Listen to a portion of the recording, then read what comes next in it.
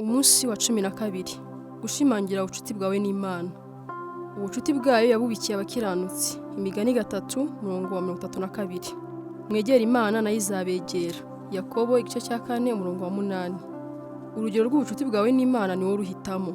Nkuko bigenda mu bundi bucuti bwose, ugomba gushyiraho akawe ngo uteze imbere ubucuti bwawe n'Imana. Ntabwo bizikora. Bisaba kubyitaho, bisaba igihe, bisaba umwete. Niba ushaka ubucuti bushinze imizi n'Imana, ugomba kwiga kuyibwira udahisha ibikuri ku mutima, ukayizera iyo igusabye kugira icyo ukora, ukiga kwita ku byo ikunda, ukifuza ubucuti bwayo kuruta ikindi cyose. Ngomba guhitamo kutagira icyo mpisha Imana. Ibuye ry'ifatizo ry'ubucuti bukomeye n'Imana ni ukutagira icyo uhisha ku makosa yawe n'amarangamutima. Imana ntigutekereza nk'intungane, ikigusaba ni ukuba umunyakuri. Mu nshuti z'Imana zose dusanga muri Bibiliya nta n'umwe wari intungane. Iyo Imana ibisaba abantu kubanza kuba intungane ngo babone kuba inshuti zayo, ntabwo twazigira tuba inshuti zayo. Amahirwe ni uko kubw'ubuntu bw'Imana Yesu akiri inshuti y'abanyabyaha. Muri Bibiliya inshuti z'Imana zavugishaga ukuri ko mu mutima, kenshi zikitotomba, zigakekeranya, zikarega, zikajya impaka n'umuremyi wazo. Igitangaje ni uko Imana isa naho ko guhangana ntacyo kuyitwaye, ndetse igasa n'igushyigikiye. Imana yemereye Aburahamu kuyibaza ibibazo ndetse no gusa n'ushaka kuyihinyuza ku kibazo cyo kurimbuka k'umujyi wa Sodomu. Aburahamu yatitirije Imana ayibaza icyakorwa ngo uwo mujyi we kurimbuka. Acirikanya n'Imana avana ku bakiranutsi 50 ageza ku 10 gusa. Imana yateze amatwi ibirego bya Dawidi wayibwiraga ko hari ubwo icurwa kibera, ko hari ubwo imuhemukira cyangwa ikamutererana. Ntabwo Imana yisheremiye ubwo yayibwiraga ko yamushutse akemera. Yobu Imana yaramuretse asuka umujinya we igihe yari mu bibazo, kandi amaherezo Imana yarengeye Yobu kuko yavugishije ukuri ko mu mutima we, ahubwo icyaha inshuti za Yobu kuko zitari zavuze ibihuye n'ukuri. Imana yarababwiye ngo ntimwabaye abanyakuri ari imbere yanjye ari no mu byo mwamvuzeho, nk'uko umugaragu wanjye Yobu yagenje. Umugaragu wanjye Yobu aba ari ubasabira, nanjye ndabona kubyemera. Hari urugero rutangaje rw'ubucuti butagira imbereka tubona igihe Imana yagaragazaga ko imaze kuzinukwa agasuzuguro k'ubwoko bwa Isirayeli. Yabwiye Mose ko izabakomereza isezerano ryo kubaha igihugu cy'amasezerano, ariko ko itazongera kugendana nabo. Imana yari yabazinutswe kandi ibwira Mose ibiri mu mutima nta kimuhishe. Mose nawe nk'inshuti y'Imana yayishubije nta buryarya ati, dore ujya untegeka ngo ninjyane ubu bwoko, ariko ntumenyeshe uwo dutumanye. Niba nkugiriyeho umugisha koko, nyereka imigambi yawe. Wibuke yuko ubu bwoko ari ubwawe, ni umutwaro wawe. Niba wowe ubwawe utajyanye natwe, uru rugendo hita urusubika. Naho ubundi nazamenya nte kuri uri hamwe nanjye, jye n'ubu bwoko bwawe? Mbwira, uzajyana natwe cyangwa ntituzajyana? Imana isubiza Mose iti, bibe bityo nk'uko ubisabye. Ibyo nabyo nzabikora kuko nkuzi neza, kandi ukaba warangiriyeho umugisha. Ese Imana ishobora kwihanganira bene uko kuri kwambaye ubusa ari wowe wibwira? Rwose, ubucuti nyakuri bwubakwa ku kudahisha. Ibyo bamwe bashobora kwita guhangara, Imana yibyita kuba umunyakuri. Imana itega amatwi amagambo akakaye y'inshuti zayo, amagambo benshi bamenyereye gukoresha, bene ya magambo meza yemewe y'idini nsa arayirambira. Niba ushaka kuba inshuti y'Imana, ugomba kuyibwiza ukuri, ukayaturira iby'ukuri biri ku mutima wawe, bitari bya bindi wibwira ko byemewe gutekereza cyangwa kuvuga. Birashoboka ko waba ukeneye kuyaturira umujinya cyangwa ubusharire wabitse igihe kirekire kubera ko hari ibintu wari uyitegerejeho mu buzima ariko ntibikore. Iyo tutari twakura ngo tugere ku kigero gikwiye cyo gusobanukirwa ko Imana ikoresha ibintu byose ngo ituzanire ibyiza, kenshi tubika inzika ku Mana kubera uko dusa, aho tuvuka, amasengesho twasenze ntisubize, ibyadukomerekeje n'ibindi byinshi twari guhindura iyo tuba turi Imana. Kenshi abantu batonganya Imana kubw'ibibi bakorewe n'abandi. Icyo kivamo icyo William Backus yise gutandukana n'Imana mu ibanga. Ubusharire niyo nzitizi iruta izindi mu bucuti n'Imana. Kuki nashaka kuba inshuti y'Imana yemeye ko ibintu nk'ibi bimbaho? Umuti w'ibyo ni ukumenya neza ko ibyo Imana ikora byose ibikora igamije kukugirira neza, niyo byaba bibabaje kandi utabona impamvu yabyo. Niyo mpamvu gusohora ubwo busharire ukabwira Imana uko wumva umeze ku mutima ariyo ntambwe ya mbere yo gukira. Nk'uko benshi muri Bibiliya babigenje, bwira Imana uko wumva umeze ntacyo yikinze. Kugira ngo itwigishe kugira bene uwo mutima umeze nk'uw'umwana, Imana yaduhaye igitabo cya Zaburi, igitabo kitwereka amasengesho yuzuyemo kwitotomba, gutongana, gushidikanya, ubwoba, ubusharire n'andi marangamutima akakaye bivanze n'amashimwe, guhimbaza n'amagambo yo kwizera. Nta marangamutima udasanga mu gitabo cya Zaburi. Iyo usomye uburyo Dawidi cyangwa abandi baturaga amarangamutima yabo, ujye usobanukirwa ko ariko Imana ishaka ko nawe uyisenga, ntacyo yikinze mu byo ufite ku mutima. Ushobora gusenga nka Dawidi ngo ndasuka amaganya yanjye imbere ye, umubaro wanjye ndawumuvugira imbere, ko umutima wanjye ugwiriye isari muri iki. Ni byiza kumenya ko inshuti magara z'Imana zose, Mose, Dawidi, Aburahamu, Yobu n'abandi bose bagize ibihe byo gushidikanya. ariko aho gutwikira agahinda kabo basenga amasengesho y'amagambo amenyerewe, bagashyize ahagaragara nta buryarya. Kwaturira Imana gushidikanya kwawe rimwe na rimwe niyo ntambwe iganisha ku rugero rusumbyeho mu bucuti bwawe n'Imana. Ngomba guhitamo kumvira Imana mu kwizera. Igihe cyose wizeye ubwenge bw'Imana ugakora ibyo igutegeka, kabone no waba udasobanukiwe, ubucuti bwawe n'Imana burushaho gushora imizi. Akenshi ntabwo dutekereza ko kumvira ari kimwe mu biranga ubucuti, kuko ubusanzwe kumvira tubitekereza mu mibanire n'ababyeyi, abakoresha cyangwa abandi badukuriye mu kazi, ariko ntitujya tubivuga ku nshuti. Ariko Yesu yabisobanuye neza ko kumvira ari kimwe mu bisabwa ngo tugirane ubucuti n'Imana. Yarivugiye ati, muri inshuti zanjye nimukora ibyo mbategeka. Mu gice kibanza nibukije ko ijambo Yesu yakoresheje avuga inshuti rishobora no kuvuga ibyegera by'umwami. Nubwo abo bantu babaga hafi y'umwami ndetse bakagira akarusho ku bandi, babaga bakiri abagaragu b'umwami bakumvira amategeko ye. Turi inshuti z'Imana ariko ntabwo tureshya nayo. Ni umuyobozi wacu dukunda, natwe tukamujya inyuma. Twumvira Imana tutabitewe n'itegeko, ubwoba cyangwa agahato, ahubwo kuko tuyikunda kandi tukizera ko izi ibyiza bidukwiriye. Dushaka gukurikira Kristo kubw'ishimwe ry'ibyo yadukoreye, kandi uko turushaho kumuba hafi niko ubucuti bwacu nawe burushaho gukomera. Abatizera bibwira ko abakristo bumvira kubera itegeko cyangwa umutima wicira urubanza cyangwa gutinya igihano, ariko ibyo bihabanye cyane n'ukuri. Ahubwo kubera ko twababariwe tugahabwa umudendezo, twumvira kubera urukundo, kandi kumvira kwacu bituzanira umunezero mwinshi. Yesu yaravuze ngo, uko Data yankunze niko nanjye nabakunze, mugume mu rukundo rwanjye. Nimwitondera amategeko yanjye muzaguma mu rukundo rwanjye, nk'uko nanjye nitondeye amategeko ya Data nkaguma mu rukundo rwe. Ibyo mbibabwiye kugira ngo umunezero wanjye ube muri mwe, kandi n'umunezero wanyu ube wuzuye. Wumve neza ko Yesu adutegerejeho gukora nk'ibyo nawe yakoze ku Mana Data.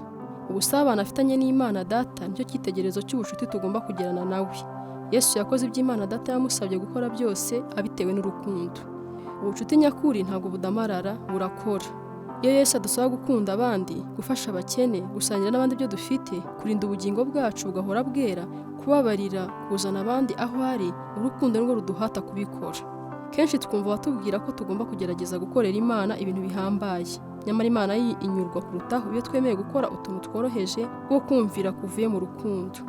Bishobora kutabonekera abantu, ariko Imana irabibona, kandi bifata nk'ibikorwa by'ishimwe kuri yo. Ibikorwa bikomeye bishobora kutugwirira rimwe na rimwe mu buzima, ariko ibikorwa bito bito duhura nabyo buri munsi. Udukorwa duto nko kuvuga ukuri, kugira neza, gukomeza abacitse intege, nako dutera Imana akanyamuneza. Imana yibuka udukorwa tworoheje tuva mu kumvira kuruta amasengesho dusenga cyangwa indirimbo zo guhimbaza n'amaturo. Bibiliya iravuga ngo, mbese Uwiteka yishimira ibitambo byoswa n'ibindi bitambo kuruta uko yakwishimira umwumviye? Erega kumvira kuruta ibitambo. Yesu yatangiye umurimo ku mugaragaro afite imyaka 30, abanza kubatizwa na Yohana. Icyo gihe Imana yaravuze ngo, uyu ni umwana wanjye nkunda nkamwishimira. Niki Yesu yarakoze iyo myaka 30 cyari cyaranejeje Imana? Ntacyo Bibiliya ivuga kuri iyo myaka uretse interuro imwe gusa muri Luka igice cya 2:51, aho igira iti, amanukana nabo ajya i Nazareti, abana nabo agahora bumvira. Imyaka 30 yanejeje Imana bayishyize mu ncamake y'amagambo abiri gusa ngo agahora bumvira. Ngomba guha agaciro iby'Imana iha agaciro. Ibyo nibyo inshuti zose zikora, zita ku byo mugenzi wabo ashyira imbere. Uko ugenda urushaho kuba inshuti y'Imana niko uzagenda urushaho kwita ku byo yitaho, ubabazwe n'ibiyibabaza, unezezwe n'ibishimisha. Pawulo ni icyitegererezo cyiza kuri iyi ngingo. Gahunda y'Imana niyo yari gahunda ye, ibyashishikazaga Imana nibyo byamushishikazaga. Ikintera guhangayika ni uko mbakunda cyane. Iryo niryo fuhe ry'Imana rigurumana muri iki. Dawidi nawe ni uko yari ateye, ishyaka ry'inzu yawe rirandya, ibitutsi byo bagutuka byaguye kuri iki. Niki Imana ishyizeho umutima kuruta ibindi byose? Ni ugucungura abantu bayo. Ishaka ko abana bayo bose bazimiye bayigarukira. Iyo niyo mpamvu yazanye Yesu mu isi. Ikintu cy'igiciro kuruta ibindi ku Mana ni urupfu rw'umwana wayo. Icya kabiri cy'igiciro ni ukubona abana bayo babwira abandi iyo nkuru nziza. Kugira ngo ube inshuti y'Imana by'ukuri, ugomba kwita ku bantu bagukikije nk'uko Imana ibitaho. Inshuti z'Imana zibwira inshuti zabo iby'Imana. Ngomba kwifuza ubucuti n'Imana kuruta ibindi byose. Zaburi zuzuye ingero nziza z'uko kwifuza. Dawidi yifuzaga kumenya Imana kuruta ibindi byose mu buzima. Iyo abivuga akoresha amagambo nko kwifuza, gukumbura, kugirira inyota, kugirira inzara. Umutima we wari waratwawe n'Imana. Yarivugiye ati, icyo nsaba Uwiteka kuruta ibindi ni umugisha wo guhora mutekerezaho ndi mu nzu ye. Nkiberaho hari iminsi yose yo kubaho kwanjye, nkahora nezererwa ubutungane n'ubwiza bwe butagereranywa. Mu yindi Zaburi aravuga ngo, urukundo rwawe rundutira ubuzima. Yakobo yifuzaga kubona umugisha w'Imana ku buryo yarayigaragura mu mukungugu akirana n'Imana ijoro ryose, arangiza avuga ati sinkurekura utampaye umugisha. Igitangaje muri iyo nkuru ni uko nubwo Imana ishobora byose yaretse Yakobo akaba ari we unesha. Imana ntacyo bitwara iyo dukiranye nayo, kuko gukirana bisaba kwegerana umubiri ku mubiri, kandi ibyo bituma tuyegera. Ni umurimo usaba imbaraga zose, kandi Imana iranezerwa iyo tuyegereye n'umutima wose. Pawulo ni urundi rugero rw'umuntu wari waratwawe n'umutima no kuba inshuti y'Imana. Nta kindi cyamushishikazaga, icyo nicyo yarashyize imbere, nicyo yagendaga atumbiriye, niyo yari intego nkuru y'ubuzima bwe. Niyo mpamvu Imana yakoresheje Pawulo mu buryo bukomeye. Uburyo bwo guhindura biriya mu Cyongereza bwitwa imperfect bisobanura neza aho Pawulo yivugira iyo nzara y'umutima we agira ati umugambi wanjye udakuka ni ukumumenya, ni ukuvuga ngo nshobore kugenda ndushaho gushorera imizi mu kumumenya no kurushaho kuba inkoramutima ye, mbona, menya kandi nsobanukirwa cyane kandi neza uburyo umwami wanjye ari igitangaza. Mu by'ukuri ubucuti bwawe n'Imana bugarukira aho wahisemo. Kuba inkoramutima y'Imana ni ukubihitamo, ntabwo byizana. Ugomba kubishaka mu buryo watekerejeho. Ese wumva wifuza kuba inshuti y'Imana kuruta ikindi cyose? Ese ubiha akahe gaciro? Ese ubikomeyeho ku buryo wakwemera kureka ibindi bintu? Ese ubiha agaciro ku buryo wakwemera kwitoza imico n'imyitwarire bisaba? Ushobora kuba warigeze kugira umutima ukunda Imana kera, ariko ubu ukaba warakonje. Icyo ni cyo kibazo abakristo bo muri Efeso bari bafite. Bari barataye urukundo rwabo rwa mbere. Bakoraga ibyo bategetswe byose, ariko bakabikora kuko ari itegeko, bitavuye mu rukundo. Niba ugendana n'Imana mu buryo bw'akamenyero gusa, ntibizagutangaze Imana nigucisha mu bibazo. Imibabaro nizo nkwi zicanira umutima ugurumanira Imana, bidutera umwete wo guhinduka ukundi tudasanganywe. Lewis yaravuze ngo umubabaro ni indangururamajwi y'Imana. Ni bumwe mu buryo Imana ikoresha ngo idukangure mu bitotsi byo mu mwuka. Ibibazo byawe ntubifate nk'ibihano, ni inzogera y'Imana yo kugukura mu bitotsi. Ntabwo Imana ikurakariye, ahubwo yatwawe umutima no kugukunda, ku buryo ushobora gukoresha uburyo bwose bubaho kugira ngo ikugarure mu busabane nayo. Ariko hari uburyo burushijeho koroha bwo guhungiza ikibazo cy'ubucuti n'Imana. Tangira usaba Imana kubiguha, ukomeze ubisabe kugeza igihe uzabibona. Usenge Imana umunsi wose ugira uti Yesu mwiza kuruta ibindi byose nasaba, mwe kurushaho kukumenya.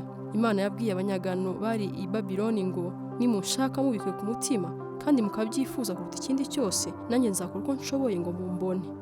Ubucuti buruta ubundi bwose ushobora kugira. Nta kintu na kimwe gishobora kuruta kugirana ubucuti n'Imana. Ni ubusabane buzahoraho iteka. Pawulo yandikiye Timoteyo aramubwira ngo bamwe muri abo bantu bahushije ikintu cya mbere mu buzima, ntabwo bazi Imana. Ese aho nawe ntiwaba warahushije icy'ingenzi mu buzima? Haracyari igihe, ushobora gutangira kugira icyo ubikoraho uyu munsi. Wibuke ko byose ari uguhitamo kwawe. Urugero rw'ubucuti bwawe n'Imana ni wowe uruhitamo. Gutekereza ku ntego y'ubuzima bwanjye.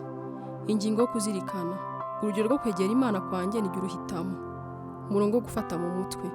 Mwegera Imana nayo izabegera. Yakobo igice cya 4 umurongo wa 8a. Ikibazo cyo gutekerezaho. Ni ibihe byemezo bifatika ngiye gufata uyu munsi kugira ngo ndusheho kwegerana n'Imana?